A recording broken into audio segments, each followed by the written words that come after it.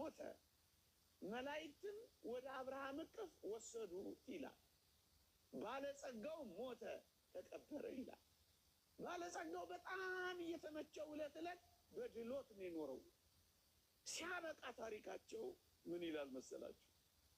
አልዓዛርም ሞተ፣ መላእክትም ወደ አብርሃም እቅፍ ወሰዱት ይልና ባለጸጋው ሞተ ተቀበረ ይላል። አሁን ጥያቄ ልጠይቃችሁ ነው። እናንተ እንደ አልዓዛር መሆን ይሻላችኋል እንደ ባለጸጋው? ምን አላችሁኝ? እያሰባችሁ ነገሩኝ። ምን አላችሁኝ? አልዓዛር እኮ ድሃ ነበረ። ድሃ መሆን ይሻላችኋል? ድምጻችሁ ሳሳሳ እንደ አልዓዛር ወይስ እንደ ባለጸጋው ነው? ጎበዞች ናችሁ። ለምን?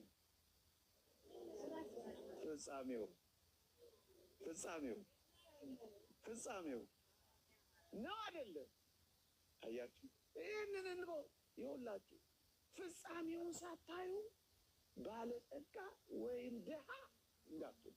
እየሰማችሁ ነው? ያኛው ሞተ ተቀበረ ይላል፣ ያኛውስ ወደ አብርሃም እቅፍ ገባ ይላል። እየሰማችሁ ነው እንዴ? ድሃ እንደ አልዓዛር ወይስ እንደ ባለጸጋው? በሽተኛ እኮ ነበረ።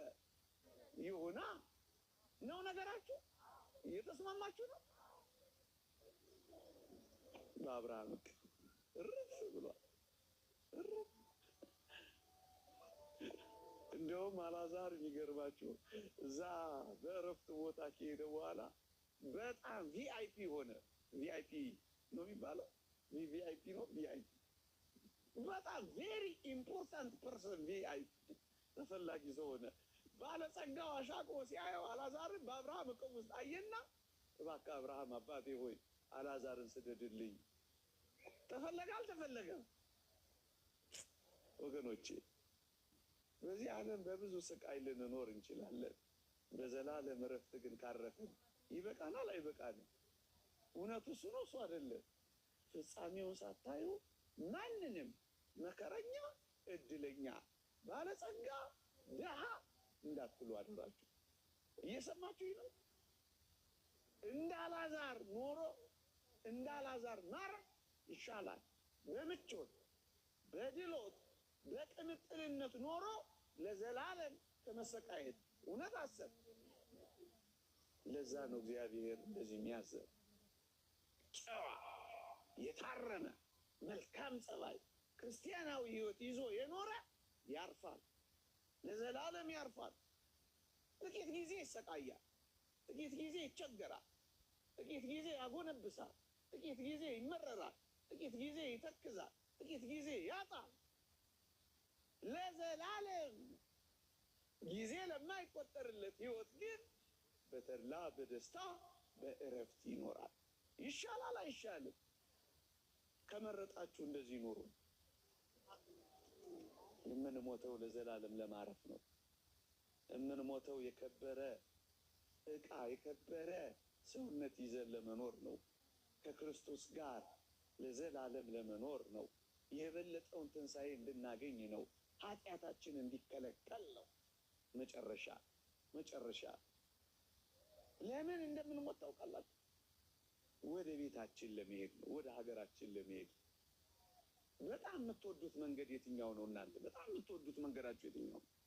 የእናንተን አላውቅም። ከፀሐዩ ጋር ተደምሮ የኔ ጥያቄ መከራ እንዳያበላችሁ። እኔ በጣም የምወደው መንገድ ወደ ቤት የሚወስደኝን መንገድ ነው። እርፍ የምልበት፣ ቤተሰቦቼን የማገኝበት ነው። አይደለም ነው? ወደ ቤታችን አይደል? በጣም ውብ የሆነ ቤታችን የምንሄደው በሞት አማካኝነት ነው። ያቺ ሀገራችን የት ናት? በሰማይ አይደለም ይለው? ሀገራችን ቤት ነው በሰማይ። ዜግነታችን ክርስቶሳዊ ሰማያዊ። ወደ ሰማይ እዚህ የመጣ ነው። አደራችሁ ለቱሪስትነት ነው። እዚህ ምን ሆነን ነው? ቱሪስት። ይስማማችሁ አይስማማችሁ? ወደ አንድ ገዳም የገባ አንድ ቱሪስት ገዳሙ ሊጎበኝ ሄዶ አንድ መነኩሴ ቤት ሲገባላችሁ አንዲት ሰሌን መተኛ፣ አንዲት ሳህን መብያ፣ አንዲት ኩባያ መጠጫ ብቻ አገኘ። ደነገጠና ቱሪስቱ አባቴ አቤት ንብረት ዕቃ የት አለ ይለዋል። እኔ አዎ አንተን የት አለ ንብረት? ምንም ንብረት እኮ አይታየኝም አለው። ትንሽ ያስብና ያ መነኮስ ቱሪስቱን እንዲህ ይለዋል፣ ልጄ አቤት ያንተስ ንብረት ለመሆኑ የት አለ? ያንተስ ሀብት የት አለ ይለዋል። አባቴ እኔ እኮ እዚህ ገዳም ቱሪስት ብቻ ነኝ ይለዋል። መነኩሴው ምን አለው? ልጄ እኔም እንዳንተ ነኝ። እዚህ ዓለም ላይ ምን ብቻ ነኝ? ቱሪስት ብቻ ነኝ። ዕቃ ስሰበስብ አልኖርም። ምን ስኖ ቱሪስት እየሰማችሁ እንግዶች ነን እያልኳችሁ ነው። እንግዳ የእንግድነት ዘመን ነው። እየሰማችሁ ነው። የእንግድነት ዘመን አዲስ ዓመት ስለሆነ ነው። እግረ መንገዴን ድረስ የመረጥኩት ዘመን ሲጨመርልን፣ ዕቃ ሲዳብርልን፣ ሀብት ሲመጣልን እንዳትረሱ እንግዶች ነን። እንግዳ ወደ ቤቱ ለመሄድ አይደል እየተዘጋጀ የሚኖረው አይደለም? ወደ ሀገሬ ስንቅ ይዤ መለሳለሁ እያለ አይደል ሀገሩን የሚናፍቀው እሱ ማለት ነው።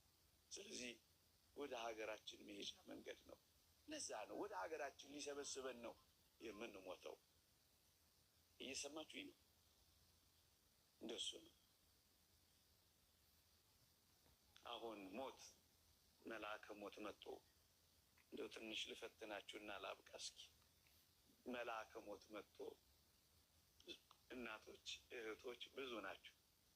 አንድ 15 ሰው 20 ሰው እንደው ለምን አሳንሰዋለሁ ልውሰድ ቢል ወንዶች አነስ ትላላችሁ። አንድ 10 ሰው ልውሰድ ቢል መሄድ የምትፈልጉ እስኪ ጨልቀው እዚህ ተጋብዘው መምህር ጋብዘውት ይቅር በሉኝ ጋብዘውት እኔ ሳሎን ያልኳችሁ ተጋብዘው መጥቶ መሄድ የምትፈልጉ ስብከቴ ምንም ፍሬ አላፈራም። በቃ እሰይ ከኋላ አልሰማችሁኝም ማለት ነው ወይስ አላመናችሁኝም ነው? ትንሽ መቆየት ፈልጋችሁ ነው? እግዚአብሔር በነገር ሁሉ ማስተዋልን ይስጣል። ዛሬ አይደለም ግድ የለም ለሁል ጊዜ ግን ይሄን አስቡት እሺ። እንደምትሞቱ ሆናችሁ ኑሩ። እየሰማችሁ ነው? እንደምትሞቱ ሆናችሁ ኑሩ። እንደምትኖሩ ሆናችሁ ስሩ። ደግሞ ቤት ገብታችሁ ነገር ዓለሙን እንዳትተውት። ሰምታችሁኛል? እንደምትኖሩ ሆናችሁ ምን በሉ? ስሩ። እንደምትሞቱ ሆናችሁ ምን በሉ? ኑሩ። እና አደራችሁን ክርስቲያን በጣም ክርስቲያን የሚሆነው አሁን በተነጋገርነው ሀሳብ ላይ ድል አድራጊ ሲሆን ነው። ሞትን ሲንቅ ነው። ሰማዕታት ሞትን ንቀዋል። መነኮሳት ሞትን ንቀዋል። መናንያን ሞትን ንቀዋል። ቅዱሳን ሞትን ንቀዋል። ለዛ ነው ጨዋ የሆኑት። ለዛ ነው የታረመ ጸባይ የያዙት። ለዛ ነው ክርስቶስን የተከተሉት። የክርስትና ትልቁ ኃይሏ አሁን ያልኳችሁን ነገር በመናቅ ይልቁንም ደስ በመሰኘት ነው። እየሰማችሁኝ ነው? ባልና ሚስት ናቸው አሉ። በጣም ይዋደዳሉ። እጅግ በጣም ትንሽ ሲለው እኔ ታነቅ ትላለች፣ ሲያደናቅፋት እኔ ልደፋ ባይ ነው። ፍቅራቸው የትየለሌ ነው። አንድ ጎረቤት ይህን ፍቅራቸውን ሲያይ ከርሞ ግን የምራቸውን ነው እውነታቸውን ነው የሚዋደዱት ብሎ አንድ ቀን ቼክ ማድረግ ፈለገ። አያድርስባችሁ እንዲህ አይነት ጎረቤት። ጥቁር በጥቁር ለብሶ የተመዘዘ ሰይፍ ይዞ አንድ ቀን በራቸውን በኃይል አንኳኳው። በኃይል ሲንኳኳ እዚህ አዲስ አበባ ነው ታሪኩ የተፈጸመው። በር በኃይል ከተንኳኳ ወይ ቀበሌ ነው ወይ ደንቦች ናቸው መቼም እኛ ሀገር። ሴትዮዋ በራ ወጣ ክፍት ስታደርግ ጥቁር በጥቁር የለበሰ የተመዘዘ ሰይፍ ያዘዘው ቆሟል። ደነገጠች። ማን አለችው? እኔ ሞት ነኝ። እና ምን ልታደርግ እዚህ መጣ አለችው። አይሞቱማ፣ እንዴት ይሞታሉ? የሚሞተው የታመመ ሰው አይደለ? በእኛ ቤት አልጋ ያዘ ሰው። እኛ እኮ ምስኪኖች ነን። ውሻ እንኳን ሲጮህ እዛ መንደር ውስጥ አይ አቶ ገሌ ዛሬ ሊሞቱ ነው። ቤት መዳቢዎች፣ ሟች ቆጣሪዎች። አሁን አንድ ምስኪን ዘፋኝ እኔ ትዝ ይለኛል፣ ማዲንጎ የሚባል አሁንም ይሞት ይመስላል እሱ። ደግሞ እናንተ እንደዚህ እንዳታረጉና እንዳትጽፉ ነግረናል።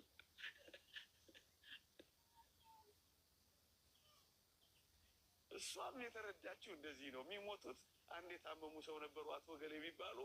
የተሳሰተ የሆነ አድራሻ በዚህ ቀጥታ ሄደ ጥፍ ብለህ አይደለም እዚህ ቤት ነው የመጣሁት አለው። ሞት ምንም ያድራሻ ለውጥ ስህተት የለም፣ እዚህ ቤት ነው ይላል። እና ምን ፈለግ ልወስድ።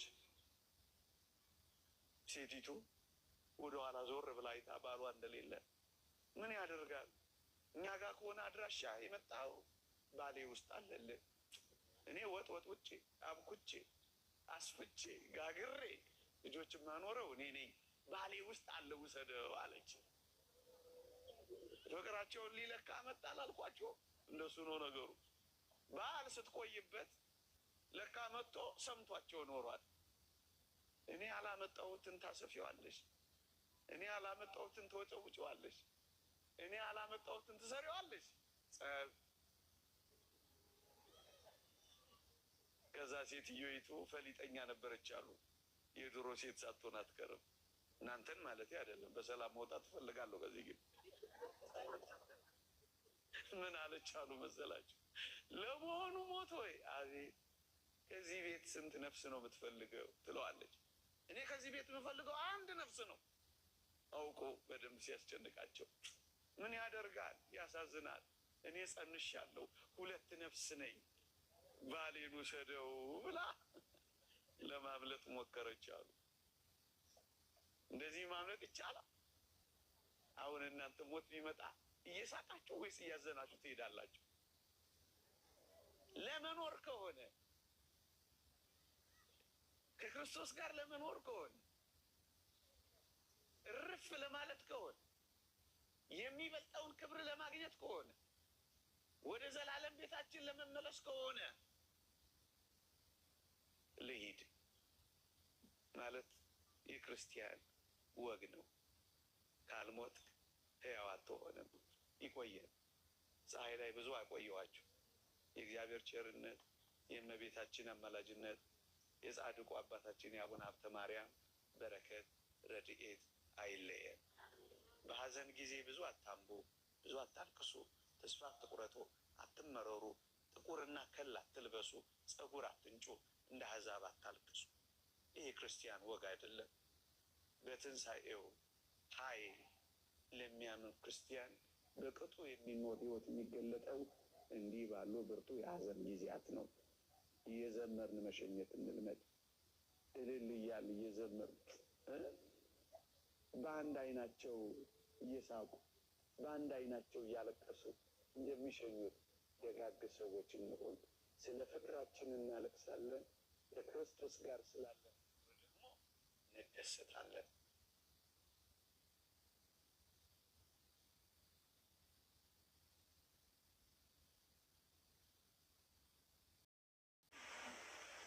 ለምንድን ነው የምጠብቅህ?